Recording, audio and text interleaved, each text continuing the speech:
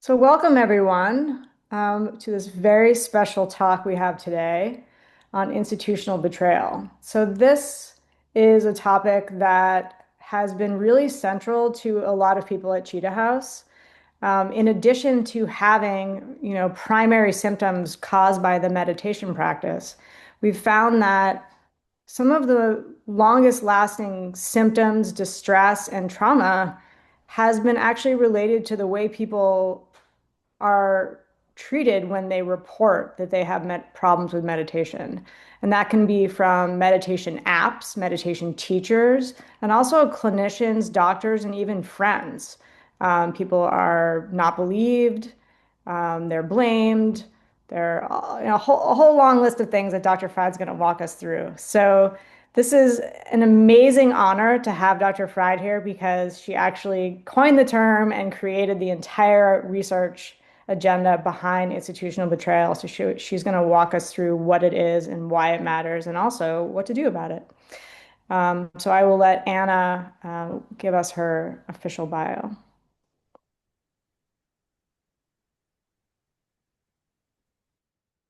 Jennifer Joy Freyd is Professor Emerit of Psychology at the University of Oregon and founder and president of the Center for Institutional Courage. Freyd is best known for her theories of representational momentum, betrayal trauma, institutional betrayal, institutional courage, and DARVO. The author or co-author of over 200 scientific articles and commentaries, Freyd is also the author of the Harvard Press award-winning book, Betrayal Trauma: The Logic of Forgetting Childhood Abuse. Her book, Blind to Betrayal, co-authored with Pamela J. Burrell, was translated into 7 additional languages. Dr. Freyd served as the editor of the Journal of Trauma and Dissociation from 2006 through 2023. Freyd is a fellow of the American Association for the Advancement of Science. She received the Lifetime Achievement Award from the International Society for the Study of Trauma and Dissociation and the Gold Medal Award for Impact in Psychology from the American Psychological Foundation. In May 2024, Dr. Freyd received an honorary doctorate from Claremont Graduate University, and we are very, very excited to have her here today. Thank you so much. I'm going to start slide sharing, I hope. Do let me know if you cannot see the slides or hear me. Okay, good. Okay, so thank you so much for inviting me and giving me this opportunity to talk to you about work I've been doing. I will be telling you about work over now many decades, starting with a particular focus, but we have found in more recent years that a lot of what we have studied applies to other domains as well, which I'll say more about. So I'm going to divide today's talk into 5 chapters: betrayal trauma theory and betrayal blindness first, then institutional betrayal, then some lessons that I've learned from working, doing studies on campus, a section on disclosure and what I call DARVO, and then finally the final chapter, nurturing institutional courage, which is I present as somewhat of an antidote to some of the problems I'll be talking about. So my first foray into studying trauma was now a long time ago. It was 1991. And I really started with a particular question. And it's a question that is illustrated in this example from the New York Times for 1992. This article describes Frank Fitzpatrick, and it says Frank Fitzpatrick began remembering having been sexually molested by a parish priest at age 12. Mr. Fitzpatrick's retrieval of the repressed memories began, he said, when I was feeling a great mental pain. Mr. Fitzpatrick slowly realized that the mental pain was due to a betrayal of some kind, and he remembered the sound of heavy breathing. Then I realized I'd been sexually abused by someone I loved, said Mr. Fitzpatrick. But it was not until 2 weeks later that he suddenly remembered the priest, the Reverend James R. Porter. So the question that I started with was why would individuals remain unaware of or even forget traumas they'd experienced? And a closely related question is why are some traumas forgotten and not others? And the answer that I proposed, I named betrayal trauma theory. And betrayal trauma theory rests on two observations about really core aspects of human beings. One is that we are often exquisitely sensitive to betrayal. And this actually makes sense from a survival perspective because we are such a social creature. We keep entering into agreements, contracts, understandings with other people that are very, very important to us. Contracts have the quality of, I'll give you this thing and you'll give me this other thing. And we enter into these agreements with the same individuals over and over again, the people in our family and our community. The ability to evaluate the trustworthiness of others is extremely important to our own well-being, and it may well even be an ability that has some evolutionary basis because of our strong dependence on these trust relationships and because we are harmed by cheating and betrayal. So if you think about the feeling you have when you know you've been betrayed, you know you've been cheated, it's a really strong, unpleasant feeling. And this feeling and understanding what psychologists sometimes call a hot cognition because it's a thought and a feeling all mixed together. It's motivates behavior. It's really adaptive in a lot of situations because it allows us to take actions to protect ourselves. And typically those actions are either to confront the situation, the person, demand things be made right, or to withdraw, to get away from this untrustworthy person or context. It's kind of like at a metaphoric level, fight or flight. But there's something else about us that's really deeply true about human beings, which is we have extraordinary dependence on one another in the sense that we need to be taken care of. And this is most obvious in infancy and childhood when humans cannot do anything without caregiving.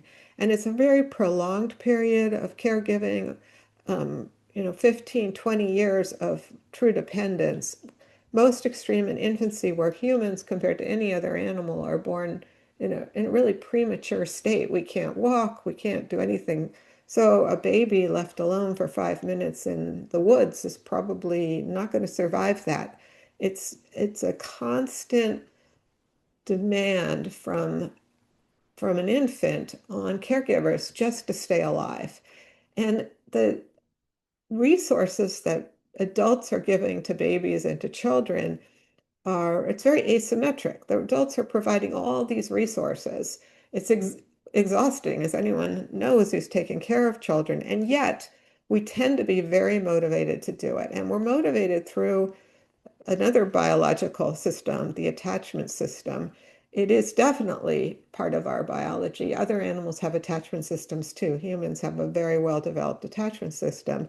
And although the resources are asymmetric, the relationship has a lot of symmetry because what babies and children do is reinforce the caregivers with behaviors that are evolved to be very, very reinforcing. So eye fixation and cooing and smiling and even in early infancy and then engaging in all sorts of other ways through childhood. And this reinforces the caregivers and keeps the infant alive. The experience we all have with this is the emotion of love, and it motivates approach and positive engagement. The problem we encounter is when the dependent person is betrayed because a child, say, abused by a caregiver or even an employee who's mistreated by a boss, risks further mistreatment if awareness motivates withdrawal or confrontation. So that adaptive response in some situations of withdrawal or confrontation actually becomes really dangerous in a dependency situation. And it's in this bind that betrayal awareness conflicts with the need of attachment. So these two systems, which are so important, are conflicting with each other. And the way out, or one way out, is what I call betrayal blindness. It's advantageous when awareness would threaten necessary or apparently necessary relationships. Betrayal blindness is some degree of not perceiving, seeing, remembering the betrayal. And it can take lots of different forms. In its most extreme form, it's like what Frank Fitzpatrick described of just not seeing that betrayal at all until 30 years later. And I should add that when Frank Fitzpatrick did remember, it created a crisis for him. He investigated the case. It was actually in Massachusetts, and it had a highly unusual result, which was it led to a criminal conviction, even though the things he'd remembered were decades ago. And in the process, dozens and dozens of other victims stepped forward, many of whom had remembered, but some others had also forgotten. But it was a huge number of victims who came forward, and that's probably why it resulted in a conviction. Very unusual. There is a cost to betrayal blindness because while it gets us through the immediate situation, it protects a relationship and can keep people alive or keep people comfortable with resources that they have grown accustomed to or dependent upon. It does have a long run cost because people can't stop the mistreatment if they're not fully aware of it. And they often develop a kind of blind spot for further mistreatment. Betrayal trauma theory suggests two primary dimensions of traumatic events. Historically, the focus in trauma was on what causes terror and what's fear-inducing. So, combat, accidents, natural disasters, violence. Those things can indeed be traumatizing. But betrayal trauma theory focuses on a separate dimension of events, which is social betrayal. And some events have both kinds of traumatic features. They're both terrorizing and have high social betrayal. But there are examples of events that are high in terror and low in social betrayal, or high in social betrayal and low in terror. And the theory that we developed in my laboratory was that we would see more unawareness and forgetting when the social betrayal dimension was high, holding constant the amount of fear to the extent one can in research like this.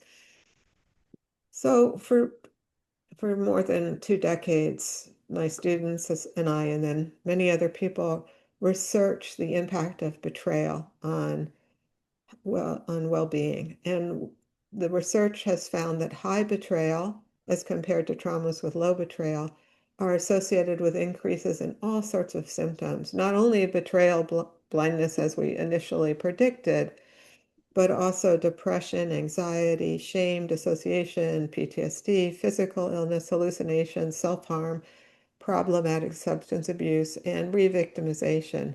We were also surprised to see that women and girls are at higher risk than men and boys with high betrayal exposure. It's not that women and girls are more likely to get exposed to trauma, it's that they're more likely to get exposed to high betrayal trauma. In fact, boys and men often are more at risk for lower betrayal traumatic events, such as natural disasters or attacks from strangers or accidents. Out of this work in betrayal trauma in the individual case grew an interest in institutional betrayal. And all along, I had been noticing that a lot of the worst traumas have an institutional element to them. Either the institution's behaving badly directly or the traumatic events happening in the context of an institution. And the question that this raised is whether we can have a kind of institutional betrayal trauma. The reason to think we could is that we can depend upon trust and love institutions. Most people have at least some institution they love. It might be their church, their school, their government, some organization they're heavily identified with. And that then raises the questions, can those institutions betray the people that love them? And if so, is it harmful? And can it even result in a kind of betrayal blindness? So we started to do research on this series of questions, and part of that required defining institutional betrayal. So the definition we've been working with is very broad. It's when institutions harm those dependent on the institution. But I think importantly, it includes the failure to prevent or respond supportively to wrongdoings within the institution when there's a reasonable expectation of protection. And most of our most important institutions do offer an expectation of protection. In our first published research testing institutional betrayal as a concept, we focused on a sample of undergraduate women who had some degree of exposure to sexual assault. We measured the amount of sexual assault they'd experienced, their current trauma symptoms, and whether they'd also been exposed to institutional betrayal. In order to do this, we had to come up with a new measure for institutional betrayal. And the way we devised our measure is a simple checklist. So participants who'd experienced sexual assault were asked the question, did the institution play a role, for instance, in not taking proactive steps to prevent this type of experience, all the way through to covering up or punishing you in some way for this experience? Looking at these undergraduate women, what we found was that 46% of them in that first study had some institutional betrayal on top of unwanted sexual experience. So of the students who, I should put that differently, of the students who had unwanted sexual experience, 46% of them also had some institutional betrayal experience. This was higher than I expected. I knew there'd be some because I'd been teaching in universities and had heard the stories, but I really thought it would be a much lower number. But we've seen this replicated over and over, numbers between 40 and 50%. I think the even more important finding is that institutional betrayal exacerbates trauma symptoms. So what you see here is a graph of sexual assault as a how much sexual assault individuals have experienced, plotted against one of the common trauma symptoms, in this case, anxiety. And with more sexual assault, people have more anxiety on average. But with institutional betrayal, that relationship is stronger. So the institutional betrayal is adding harm to the interpersonal harm that's already there. We've seen similar results with physical trauma symptoms. So typical physical trauma symptoms include sleep difficulties, dizziness, breathing problems, pelvic pain. In each of these cases, if we compare individuals who'd had some betrayal trauma with and gone on to then have institutional betrayal, we see higher rates of those symptoms. In a study some other researchers did with US veterans, they compared military sexual trauma survivors who had institutional betrayal versus those that did not. And they found that the military sexual trauma survivors with institutional betrayal had higher rates of PTSD symptoms, depression, and maybe most alarmingly, higher odds of attempting suicide. We've also seen that institutional betrayal is really not actually great for the institutions, not in the long run. It causes people to disengage from the system, leave the organization. It's also, in my opinion, associated with a kind of internal rot and corruption, leading to the eventual collapse of the institution. Is there a reputational cost? That depends on the surrounding societal context. Sometimes there is a big reputational cost, and sometimes institutions don't have that cost.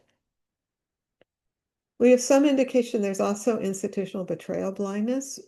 One study that suggests that is we found that institutional betrayal exposure and then staying in the institution is associated with dissociative symptoms. These are symptoms like unawareness and forgetting, even when controlling for betrayal trauma exposure.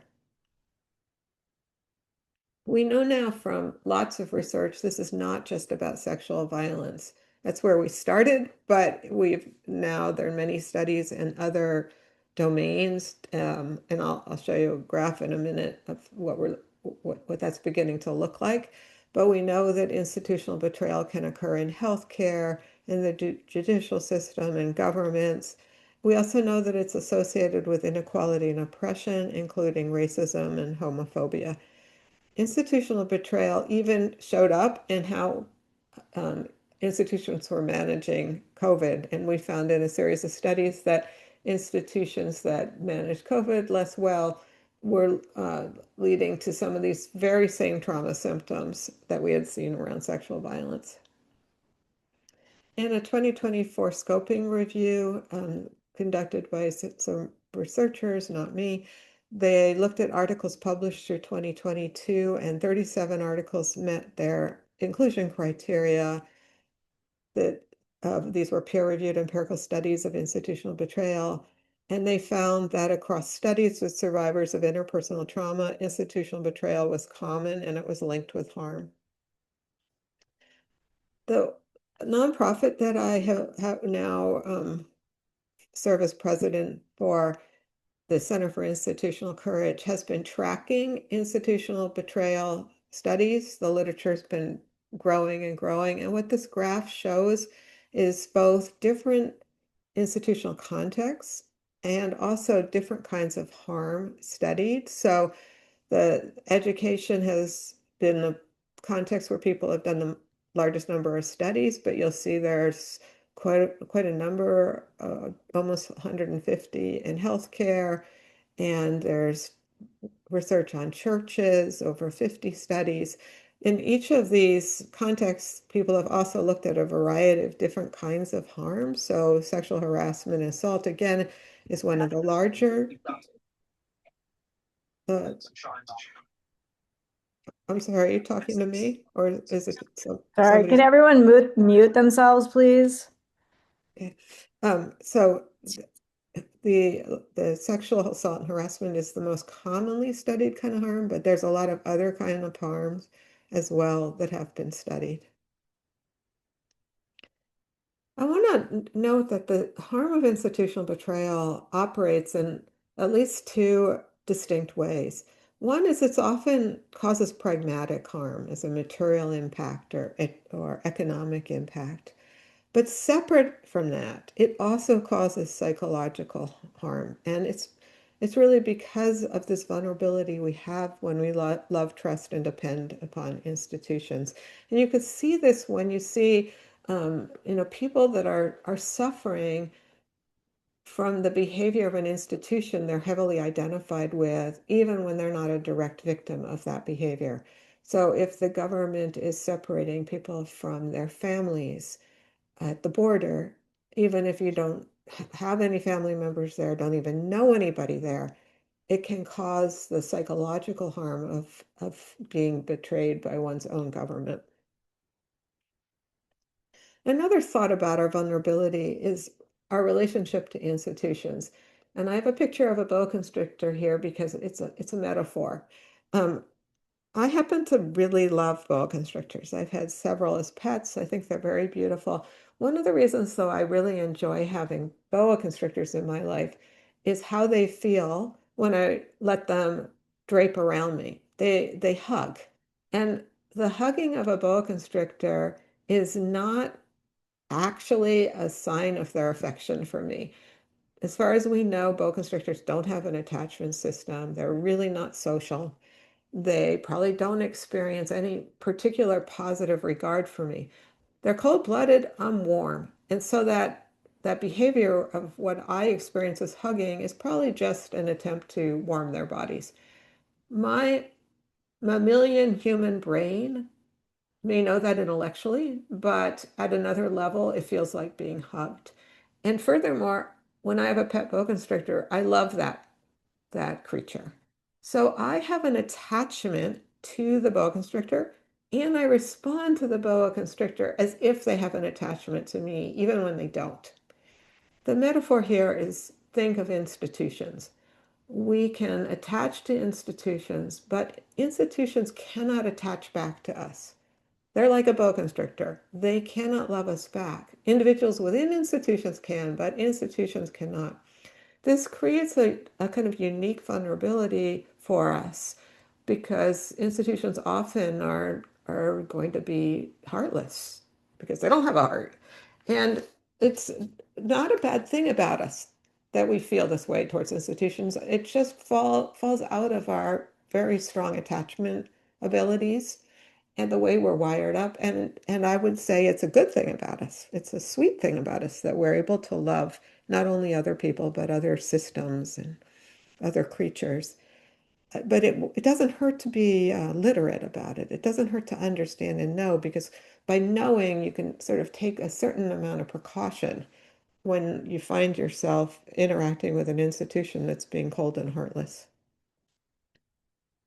I want to now do chapter 3, Lessons from Campus. And this really pertains to a series of studies that we did about 10 years ago in a particular context. So from 2010 to 2013, there was a real change in the awareness in the United States and to some extent more globally in the frequency and damage caused by campus sexual assault. So prior to about 2010, it just really wasn't on the radar. And by early 2013, there was a lot of press attention to the topic. In fact, in January 2014, the Obama administration, under the direction of Biden, created a White House task force to address this topic. Meanwhile, I was working at the University of Oregon, and there was an event that happened in May of 2014, a gang rape allegation involving athletes, both an athlete as victim and a series of athletes as alleged perpetrators, came to light. And there were many questions about how the university administration had responded. Um, this threw the campus into crisis. There were demonstrations here this is showing a demonstration in front of the main administration building. The issue was that what came to light was that 2 months prior to May, in early March of 2014, there was a police report made by the father of the victim alleging the rape of his daughter. And this police report was essentially covered up from the public, despite laws actually that would require this information be made public. And all of the individuals were in the division, then what was the Pac-10 Division One athletic basketball team, and they were on their way to March Madness. So it certainly appeared to a lot of people that the well-being of potential victims on campus was sacrificed for the university's purposes of uh, having a winning basketball team and their reputation. And it got a lot of people angry. It became very clear that the university was finally going to try to address some of these issues. Had been a number of us who had been working on this for a while, but these demonstrations really put the university under pressure.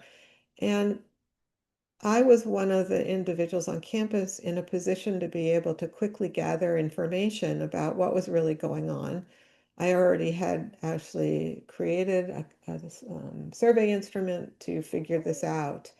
And although the university initially wanted me to do it and then decided no, they didn't want me to, we went ahead and did it. And we did a couple of studies on campus where we really tried to assess what are the rates of these kinds of violations on students. And in our second of those studies that involved a team in my laboratory shown here, we surveyed both undergraduates and graduate students on a number of kinds of victimization as well as exposure to institutional betrayal. And I want to just mention that a very common form of victimization is not sexual assault, but sexual harassment. This includes sexual coercion, such as quid pro quo, unwanted sexual attention, but it includes gender harassment, so unwelcome come-ons as well as put downs. And this is a model that the National Academies of Science, Engineering, and Medicine have put together, showing how you could think of this as sort of analogous to an iceberg, where some kinds of sexual harassment people are very aware of, but there's all this other stuff going on down below the surface, which is supporting the more public kinds of sexual harassment. In our in our study, we looked at sexual harassment in graduate school, and we found that sexual harassment, we measured using these various kinds of different kinds of sexual harassment, from sexual coercion to gender harassment. And what I want to show you here actually is first what we found with undergraduate students. So here I've got 6 different kinds of victimization divided into rates of exposure among our male and female undergraduates. Wherever you see asterisks, it refers to degrees of statistical significance for the difference between the exposure rates. And you can see that in all 6 categories of victimization, female undergraduates are at higher risk, but there's also a fair amount of male victimization occurring too, especially for sexual harassment. Here are rates for graduate students, and again, it's more risky in general to be a female than a male student, but you may also notice that overall, in most categories, these rates are lower, quite a bit lower. And in fact, when I compare undergraduate to graduate students now, just looking at females, undergraduates, with one exception, are at greater risk of victimization than graduate students. And I think this isn't the moral from this, in my opinion, is really tells a story about power and opportunity. That undergraduates are living with other undergraduates. They're partying with them. There's a huge amount of opportunity for victimization, whereas graduate students tend to be living off campus and not engaging in the same kind of large party behavior and so on. But you'll also see there's one category where the rates of victimization are higher for graduate students than undergraduates. And this is really important because the category is sexual or gender-based harassment that is perpetrated by faculty or staff. And this is, a pretty high rate. It's almost 40% of graduate students, female graduate students, are getting harassed by faculty and staff. This really tells you about power because graduate students are in a much more submissive position institutionally than undergraduates for their relationship with individual faculty members. Graduate students typically depend upon one or a very small set of faculty for everything. And that creates a huge power asymmetry. And all of the research I've done on victimization across different kinds of victimization and institutions, individuals, keep coming back to the role of power in where you see it.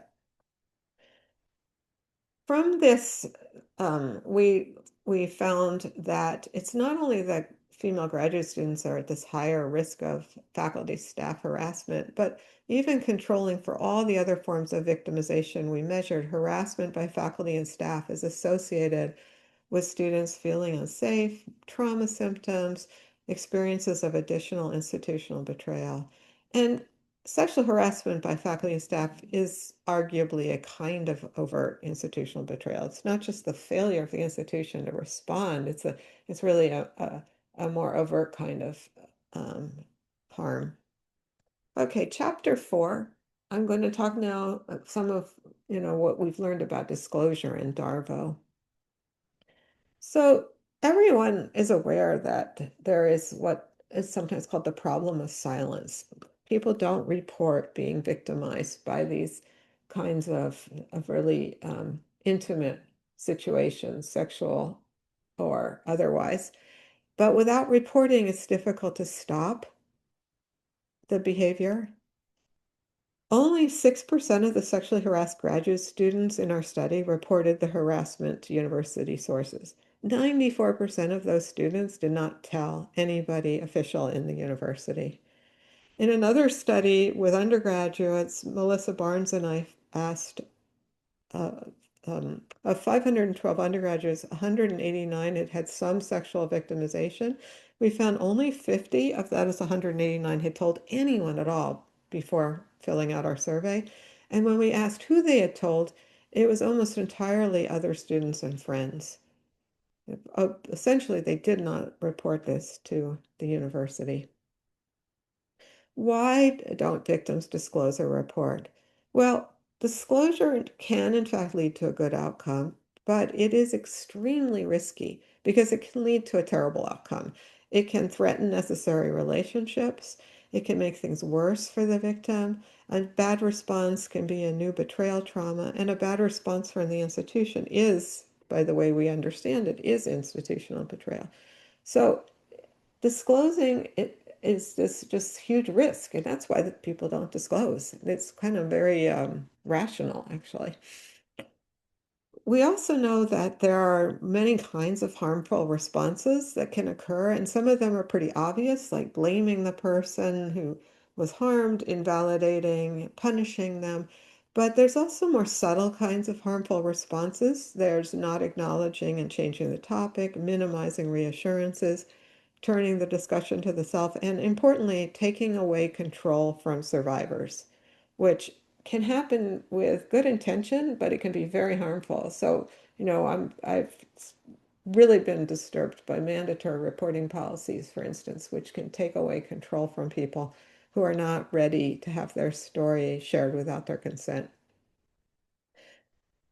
My students and I have spent some time researching how to educate people about becoming better listeners. And we have found that often people seem to have bad responses because they're trying to manage their own anxiety, hearing about something that's quite terrible.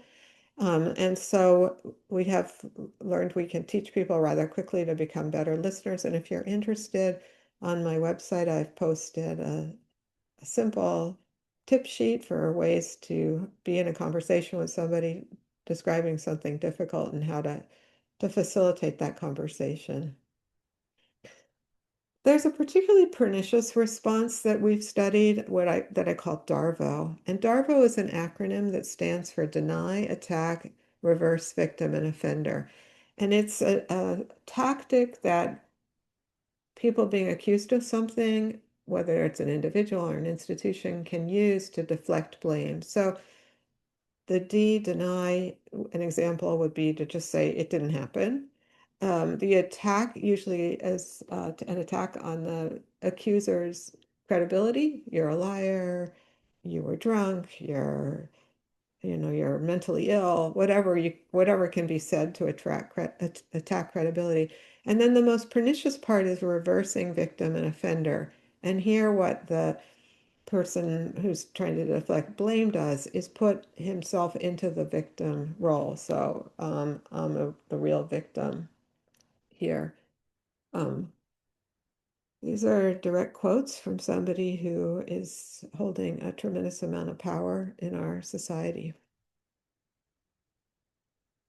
Institutional DARVO occurs when the DARVO is committed by an institution or with institutional complicity, and it's a form of institutional betrayal.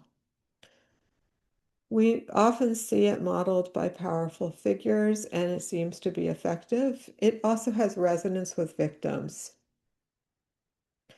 One of the weirder moments in my own academic career was waking up one morning in late 2019 and going to a faculty senate executive committee meeting and sitting down expecting another, somewhat in the weeds meeting. And a couple of my colleagues there told me that I had been on South Park the night before, and I was like, what? And I wasn't actually on South Park, but Darvo was on South Park, and they did a pretty good job. It's very funny, and so if you want a moment of a sort of a break from doom, I recommend it. It's just Google Darvo and South Park, and you'll get it. It's only 90 seconds. We have been doing research on Darvo over the past decade. My primary collaborator in this is Sarah Harsey, and we've been asking, how does Darvo impact victims? How does it influence observers? Who uses Darvo? And can we mitigate or prevent Darvo? And our methods have included survey measures as well as vignette studies, which I'll explain. So our first published study was looking at Darbo's impact of victims, and what we did here was measure people's exposure to Darvo using a survey methodology. We found that the three parts of Darvo, the D, the A, the RVO, hang together empirically. We found it's gendered, that women were more likely to be Darvoed, but maybe most importantly, that Darvo by the perpetrator is associated with victim self-blame. So when people get Darvo, they're more likely to blame themselves. It is one of the ways Darvo is effective. This is a particularly effective strategy because self-blame is associated with self-silence. So if people blame themselves, they're less likely to report what's happened. So it helps silence people. In another study, Marina Rosenthal and I looked at the experiences of women who were sexually assaulted during college at a public university, and we found that most of the women experienced some continued exposure to their perpetrator after their assault.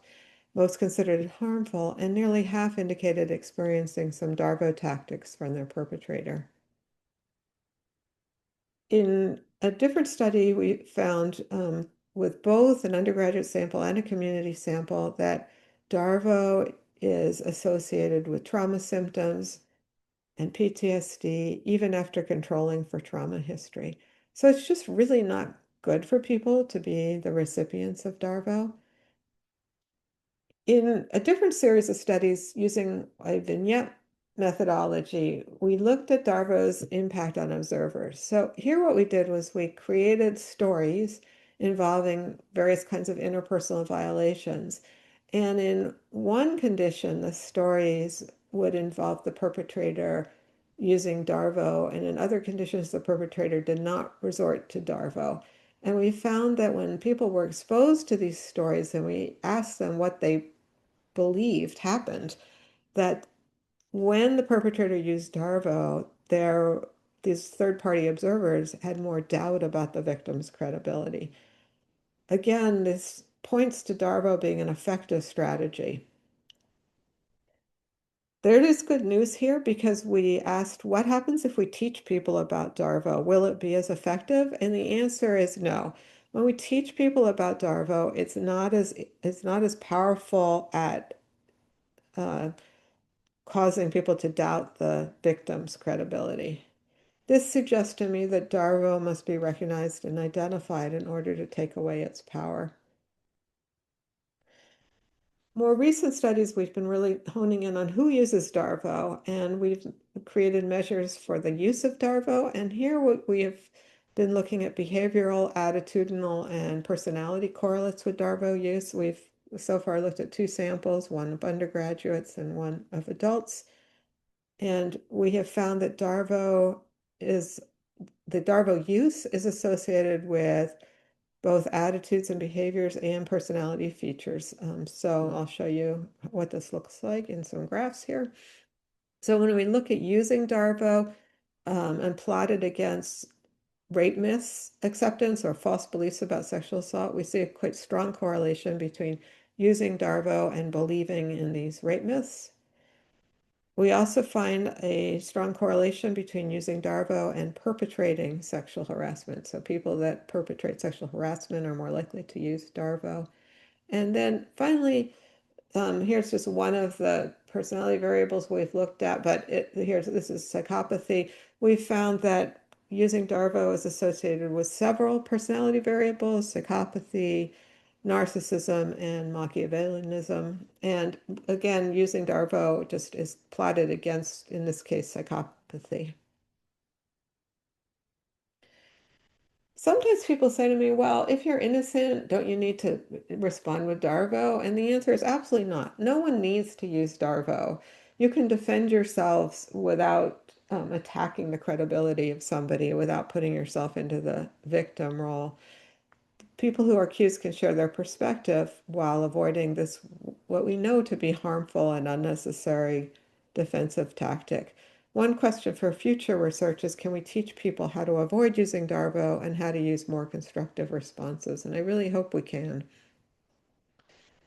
Another thing is that often we really don't know what happened in the past. A lot of things happen behind closed doors. We may never know exactly what happened, but we can observe what's happening in the present dispute. And it's important to hold people accountable for how they're responding to an accusation, whether we can determine the accuracy of the accusation itself. Okay, finally, last chapter, institutional courage. The focus here is really on addressing the problems of institutional betrayal and Darbo. And institutional courage, our working definition is it's an institution's commitment to protect and care for those dependent on the institution. It's a commitment to seek the truth and engage in action despite unpleasantness, risk, and short-term cost. We've identified various steps institutions can take to promote institutional courage. This is not an exhaustive list, but and institutions don't have to do everything on this list in order to make some progress. Different institutions will have the ability to do some of these things and not others, but on this list, we have to commit to seek truth and engage in moral action despite unpleasantness, risk, and short-term costs. So this is really about making a commitment. It's complying with civil rights laws and going beyond mere compliance, making sure that risk management is not the driving force. It's educating the institutional community, especially leadership, about the things that can go wrong. It's adding checks and balances to power structures and diffusing highly dependent relationships, interrupting that power asymmetry. It's responding well to victim disclosures and creating trauma-informed reporting policies. It's bearing witness, being accountable, and apologizing. Institutions can do so much good by apologizing for mistakes. And people make mistakes, institutions make mistakes. That's not going to stop. What can be changed is how people respond in the aftermath. Maybe my favorite step is what I call cherishing the whistleblower, cherishing the truth teller. This is a plan in advance of a crisis to provide a kind of safety in letting people come forward with difficult information and honoring their courage in doing so, and then when possible, inviting them to be part of a plan to make institutional change to address what they've brought forward. Number 8, conducting scientifically sound anonymous surveys. Just like we learned so much from our campus surveys, really was really, really radicalizing for campus because people had no idea the rates of victimization were that high. And even though people knew from other universities rates were really high, there's always this belief that somehow that's a problem other people have, and until you really measure it in your own organization, you can kind of try to pretend you don't have it. 9, regularly engage in self-study. 10, be transparent about data and policy. 11, if possible, use the organization to address the societal problem. And then 12, commit ongoing resources to these 11 steps prior to that. We've been researching institutional courage, and what we've found that when institutions have some institutional courage going on, it buffers the impact of sexual violence and institutional betrayal.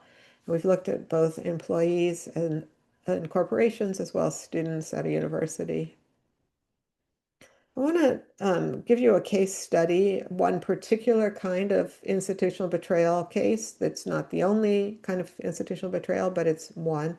In this case, I'll take you back to 1998. In 1998, Brenda Tracy reported to police that she'd been gang raped at a party. Two of the accused assailants were students at Oregon State University. This is not where I was working. Oregon State University is a similar school, but it's not the same as the University of Oregon.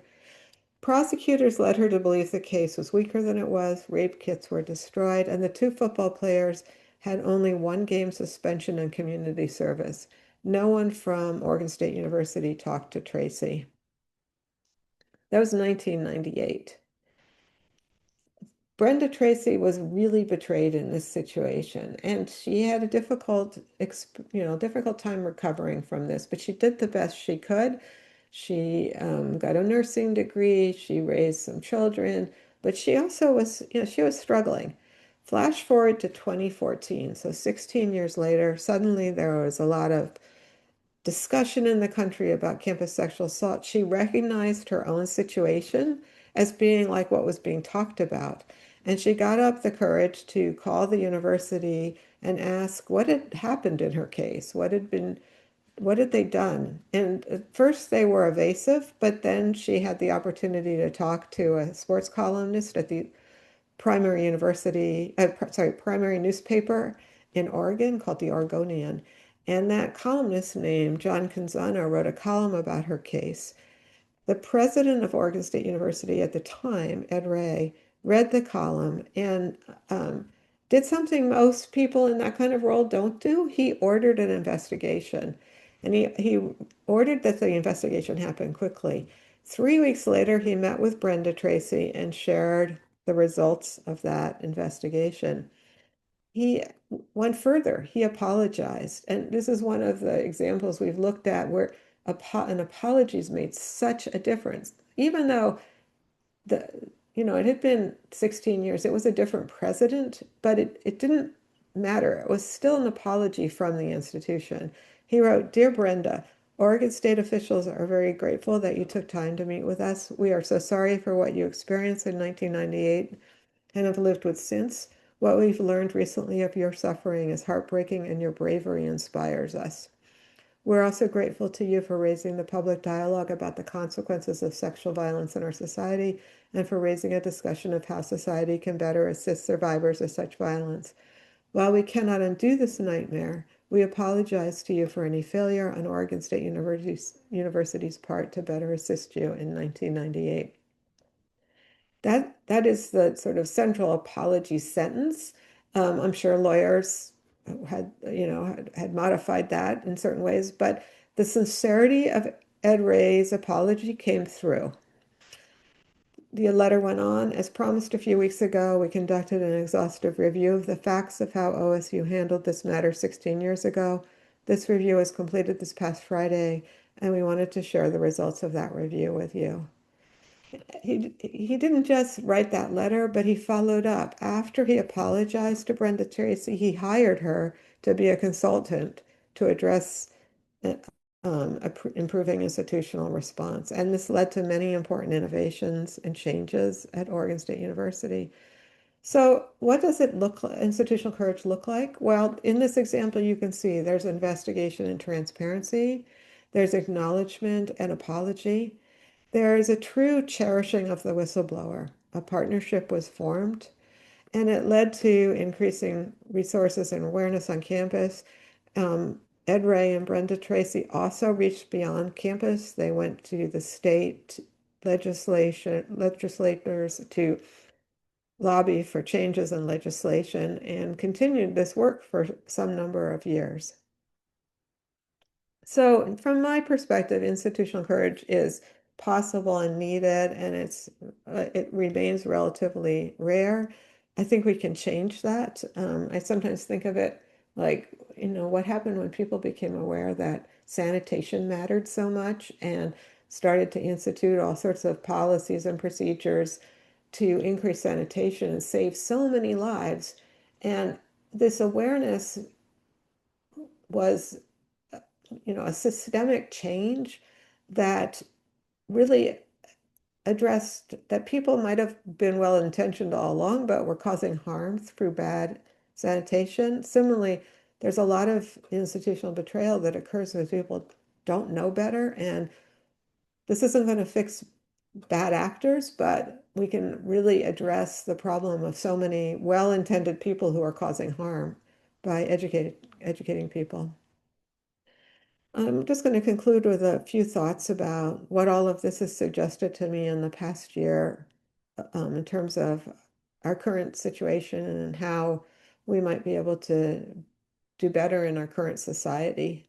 So, although the concepts of institutional betrayal and institutional courage were initially developed for understanding the psychology of sexual violence and interpersonal mistreatment, came to see they were relevant to institutional and societal sources of harm.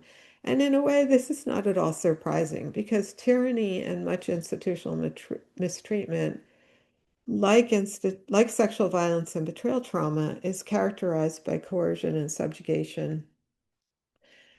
So, what does our work on institutional courage suggest for the current moment?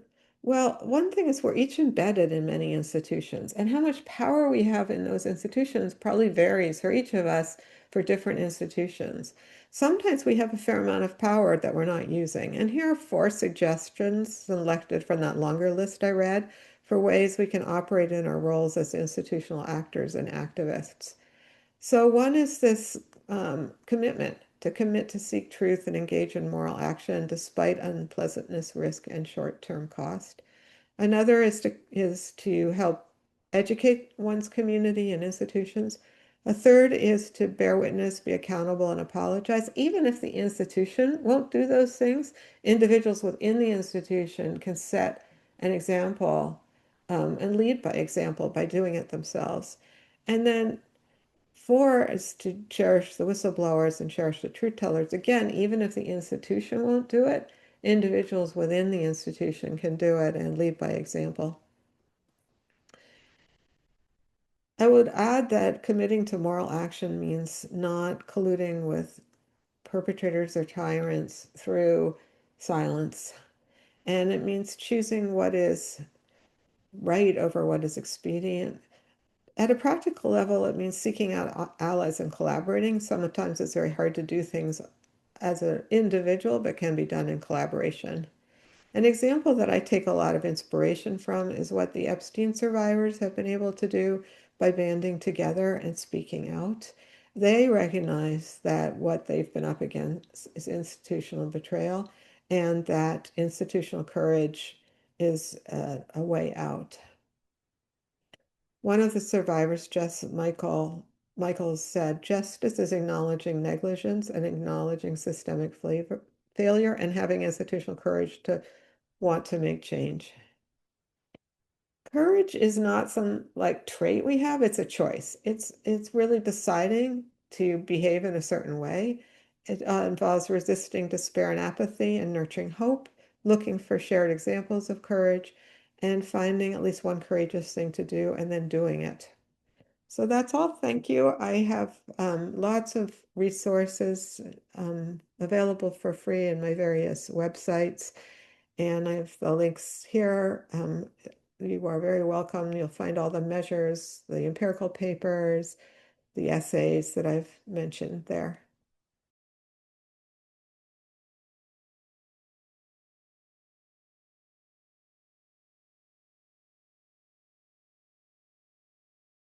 I don't think it's out of our hands, but it's a hard question to answer because in a general way because it's so specific to the context. So what the options one might have so depend on the details of the situation. Um, One of the things that at a sort of general level that I've seen is that anything that can shed light and get things out of the the secret secret domain help. So it is, the people also have to balance whatever they do against the need to protect themselves, and depending on the risk level, that might mean it's not safe to shed light on something. The other general thing I've seen that really helps is finding allies. So a lot of the time, if somebody doesn't have a lot of structural power in an institution, where they can get their power is by pulling together a group of people that can speak together on a matter. And think about the Epstein survivors. It's really a large group of people, and sometimes that's not possible. Sometimes there's just not going to be other people who are willing to be allies, but often there are people willing to be allies. So, yeah, those are the two more general things I would say that one can do.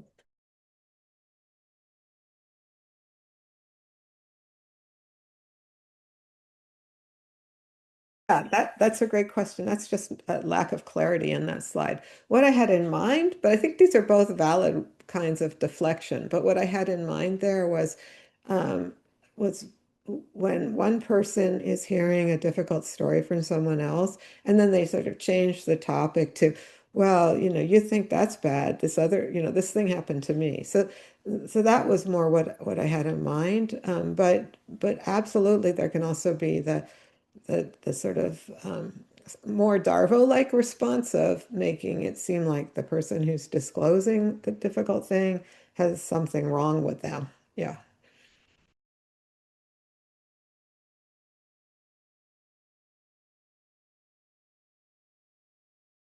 I think this is an emerging area of research that has been building up, it's been really I've been hearing for years from people on an anecdotal case level about terrible harm from institutional betrayal in various kinds of spiritual and religious contexts. And um, it seems like all the layers of betrayal that are there in other institutions are compounded too by this spiritual component where it's so at the core of identity. And um, that there's of course very particular things for particular religious contexts that will be issues for people, but across it seems to be that there's a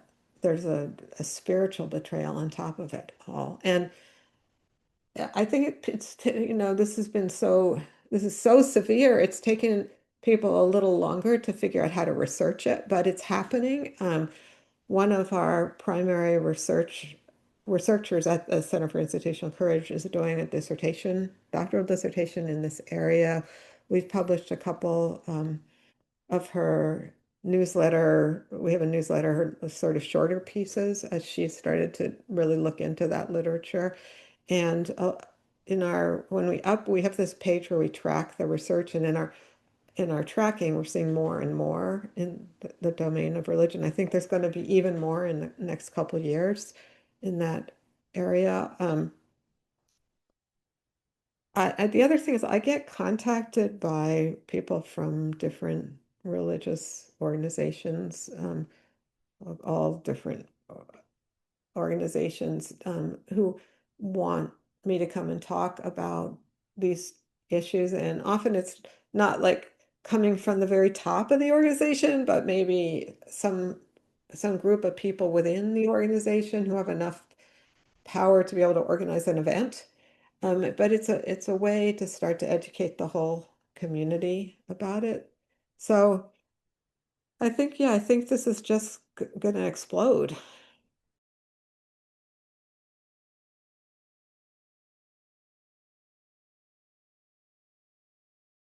Yeah, I've had a couple of people contact me from different parts of the globe asking permission to translate our measurement instruments into, other languages, suggesting at least that kind of cross-cultural, may be in the pipeline, that it takes a while for people to collect the data and publish it, and for me to ever to find out about it. Um, but I think, one of the things here is that there's the details matter. So when you're really trying to hone in on the experience of somebody, you want to know it's relevant. All the details are relevant. Um, but there's also, things that kind of cut across the different contexts that we're trying to understand. And both those things are important for us to measure and understand. So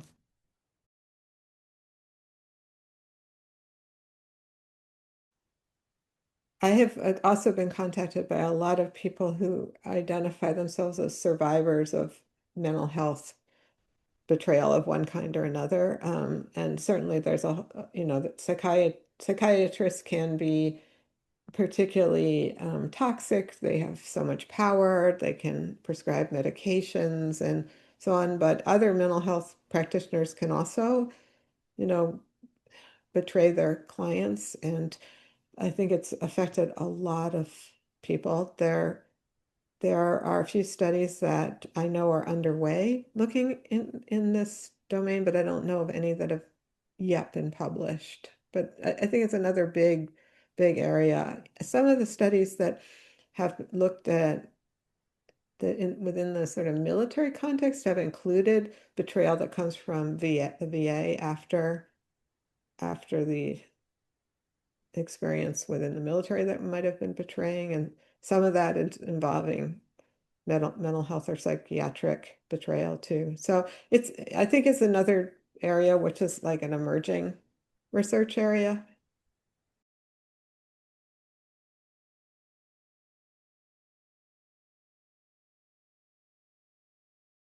Yeah, I mean, what you're describing is very real. And one thing that I do believe here is that we're seeing a lot more of this occur in public than it used to. So this might be a good sign because we're trying to change something that's been going on for a very long time. It's going to take a while. It's going to be messy. Um, in my lifetime, like I look back to when I was a graduate student in the early 1980s, and sexual harassment was rampant as well as other kinds of mistreatment. And we didn't even have the language for it. Nothing was made public. It was all kept secret. And over time, I see more and more of this, coming up. And it's true that there's terrible Darvo and institutional cover up and betrayal around it. But I have hope that we're, if we look back with, in 50 years and we look back, that we will see there's really been a change. One of the reasons I call I have the term institutional courage. The word courage is there because it there is terrific resistance to changing systems. And institutional betrayal, one of the things it does is help in the short run keep people in power in power. It protects the status quo. And so it makes sense there's going to be total resistance to change. And it takes courage to overcome resistance. That's why I use that word. Um, but I see lots of signs that we are changing how this stuff works. Healthcare betrayal is, I think, the second most studied topic that we have found after education. And healthcare betrayal occurs in lots of non-sexual ways as well as sexual ways, and both things occur. And it's people have measured the impact of healthcare betrayal coming from the healthcare institution on patient outcome, and it's really strong. So I'm hoping that that's one domain where we're going to start to get some real pressure on the system to change, since the purpose of healthcare is to help people heal. And then if the healthcare organizations actually shown that their behavior is having the opposite effect, that might be a pressure point. But there will be resistance. I mean, that's not going to go away.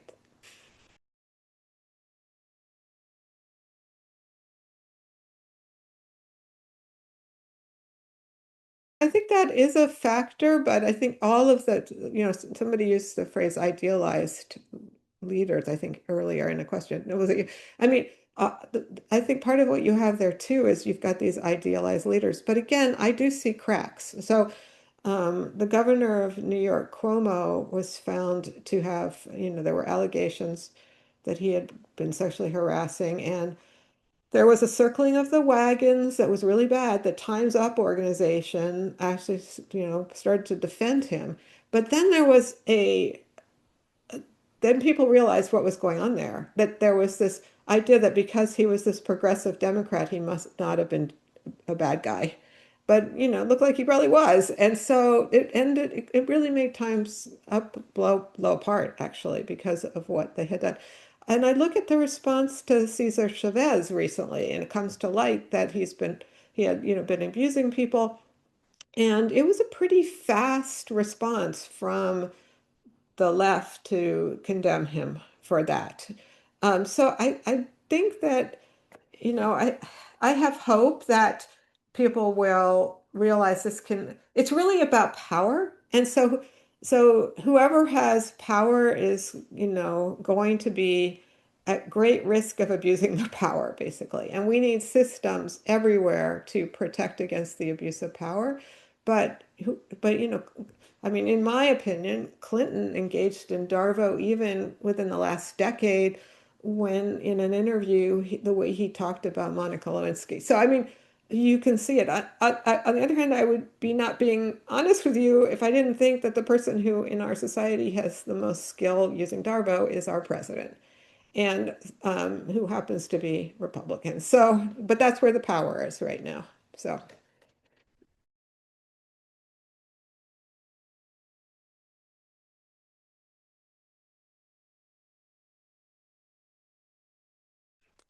No, but it would be a useful thing. No, right now that information is contained in the results sections of empirical papers, but not. I think the closest thing is the book that I published called Blind to Betrayal that has some of that information in it. Oh, and the question you asked about, like, when it's a group of it may not be an official institution, but it may be a group of people that sort of gang up on somebody, and that is very real, and I don't know of any studies that have looked at that yet.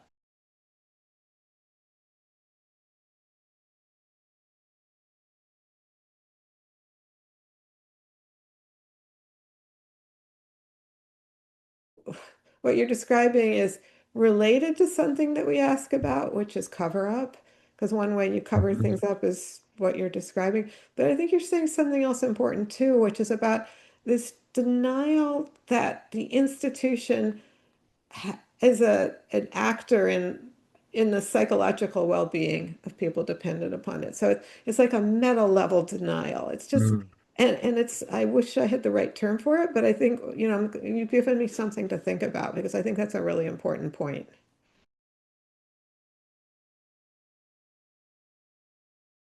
I think that you're right. That's a concept, psychological safety, and there's probably work on how to increase psychological safety that would be really relevant to what we're doing, but I haven't delved into that, but I think you're right. It's it's like an overlapping on the Venn diagram. Thank you so much for coming, Dr. Freyd. You are such a hero to me, and it's just amazing that I'm still like a little awestruck that you're here. But thank you so much for coming, and we will be watching this video over and over. Thank you so much for inviting me.